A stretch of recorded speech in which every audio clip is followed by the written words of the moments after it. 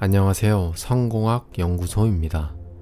여러분, 우리에게 머리에 있는 뇌 말고 또 다른 뇌가 있다는 사실 알고 계신가요?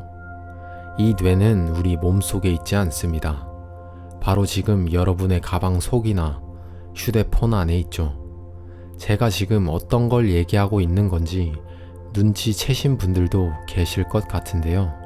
네, 제가 말하는 우리의 또 다른 뇌, 그것은 바로 메모입니다. 갑자기 이게 무슨 뜬금없는 소리지? 라고 생각하실 수도 있을 것 같은데요. 오늘 소개해드릴 책 세컨드 브레인의 저자 티아고 포르테는 메모를 우리의 세컨드 브레인이라고 칭합니다.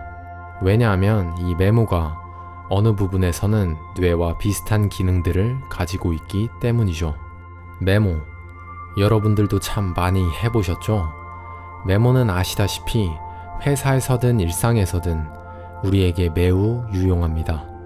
회의나 인터뷰, 강의 등 자세히 기억하기 어려운 내용을 저장할 수도 있고, 때로는 메모한 여러 아이디어들을 연결해서 새로운 아이디어나 어떤 결과물을 만들 수도 있으니까요. 그리고 주변을 둘러보면 정말 많은 분야에서 메모를 이용하고 있는 걸 볼 수 있습니다. 후렴구나 가사가 담긴 후크북을 갖고 다니는 작곡가, 쓸만한 코드를 쉽게 가져다 쓸 수 있도록 코드 라이브러리를 구축하는 개발자, 시선을 사로잡는 강렬한 광고 사례들을 모아 스와이프 파일을 만들어 놓는 마케터 등 아주 다양하죠. 이렇게 많은 분야에서 메모를 한다는 것은 그만큼 이 메모가 주는 이점이 많기 때문이겠죠.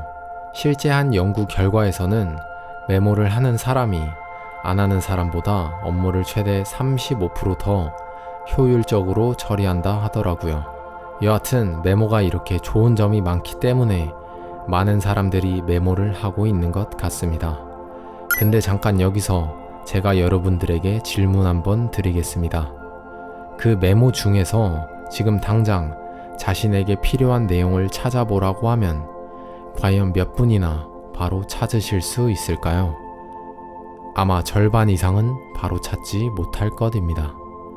왜냐하면 대부분 메모한 사실 자체를 까먹거나 어디에 있는지 모르거나 메모한 게 너무 많아서 그걸 보는 것 자체가 곤혹인 경우가 대다수이기 때문이죠. 네, 제가 그랬습니다. 하지만 이 책을 읽고 난 뒤로 메모에 대한 정확한 정의와 정리 방법에 대해 알게 되었죠. 오늘은 그 방법을 여러분들에게 소개해 드리려고 합니다. 메모를 하려면 먼저 정보를 수집해야겠죠.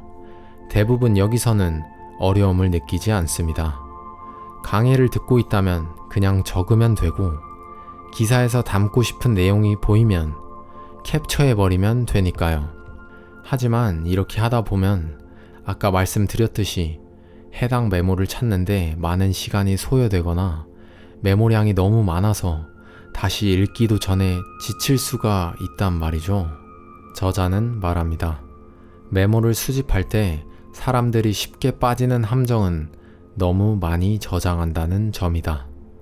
우연히 찾아낸 자료를 모두 저장하려 하면 정보의 바다에 빠져 허우적거리는 위험을 각오해야 한다. 질문하라. 어떻게 하면 미래에 나 자신을 위해 메모하는 이 일이 쓸모 있도록 만들 수 있을까? 저자는 이 메모라는 행위 자체가 그저 저장한다는 개념이 아니라 미래의 나 자신에게 도움이 될 수 있도록 저장해야 한다 강조합니다.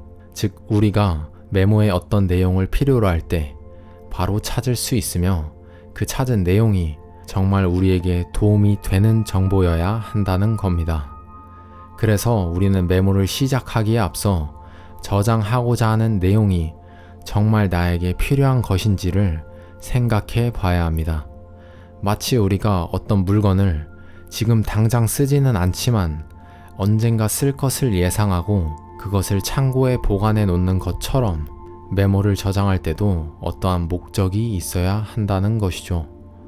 실제로 메모를 해놓고도 나중에 보면 이걸 내가 왜 메모했지? 하는 경우도 빈번하게 발생하기 때문입니다. 앞으로는 저장하고 싶은 내용 중 여러분에게 가장 중요하고 유용한 부분만 신중하게 저장하세요.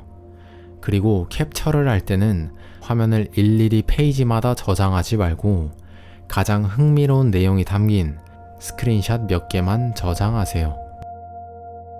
근데 사실 아무리 이렇게 필요한 것만 엄선해서 자료를 수집한다 해도 나중에 우리가 이 메모를 다시 봤을 때 원하는 정보를 바로 찾아내지는 못할 것입니다. 그래서 이제는 정리를 해야 합니다. 나중에 봤을 때 시간을 아끼고 필요한 내용만 재빨리 찾을 수 있게 말이죠. 저자는 이를 위해 먼저 스크린샷이나 적은 메모를 현재 추진 중인 프로젝트에 따라 분류하라고 말합니다. 현재 추진 중인 프로젝트에 따라 분류하라? 이 말이 조금은 어렵게 느껴지시죠? 이 말은 쉽게 말해 여러분이 회사에서 추진 중인 프로젝트 혹은 직접 하고 있는 사업에 따라 메모들을 분류하라는 겁니다. 예를 들면 내가 유튜브 창업을 목표하고 있다면 유튜브 창업이라는 대제목 폴더 안에 이와 관련된 메모들을 분류하여 저장하는 겁니다. 이렇게 하는 이유는 어떤 프로젝트의 실행을 염두에 두고 정리하면 생각이 명확해지기 때문이죠. 그리고 저자는 이 정리 단계에서 또 한 가지를 강조하는데요.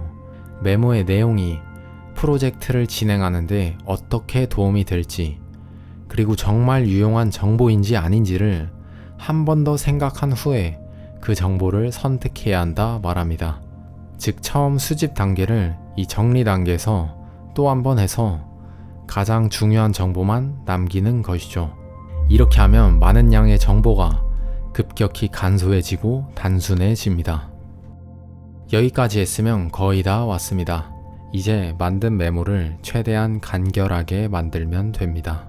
미래의 나 자신이 한눈에 파악할 수 있게 말이죠. 저자는 이를 위한 방법 첫 번째로 하이라이트 처리를 제시합니다.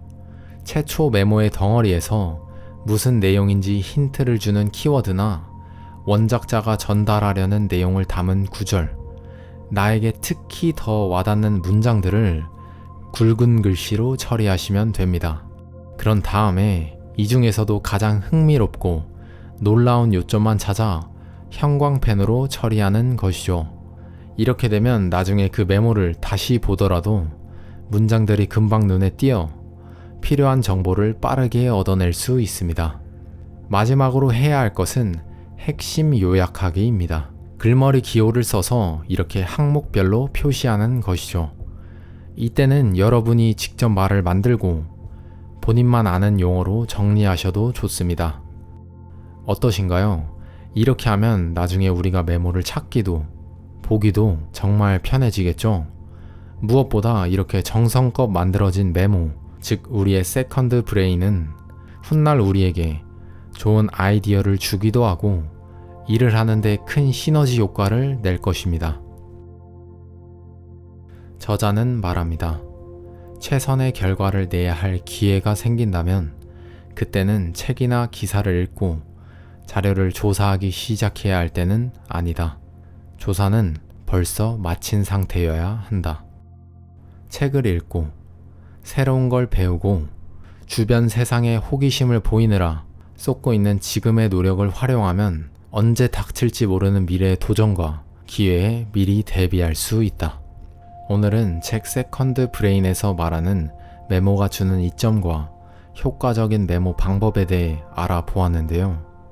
성공하기로 결심한 여러분들에게 작게나마 도움이 되었으면 좋겠습니다. 감사합니다. 지금까지 성공학 연구소였습니다.